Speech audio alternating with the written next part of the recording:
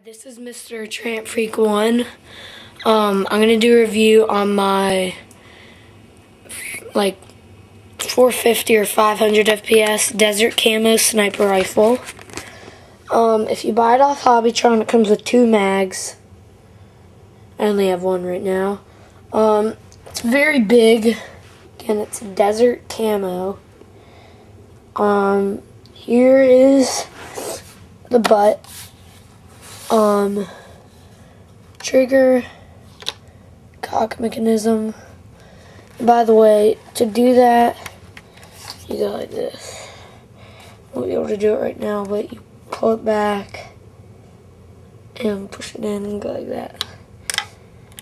And you can add a scope or any attachment you want up here.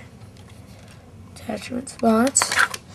Then we've got the clip, plastic. Holds like 30 BBs. It's really good for a sniper, I would say. Another attachment spot right there. It does come with the tripod, but I didn't know how to put it on.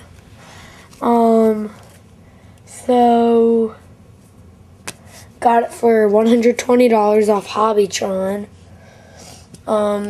I don't really know what it's made out of, but it's heavy. I'll tell you that. So that was my desert camo sniper rifle, and bye.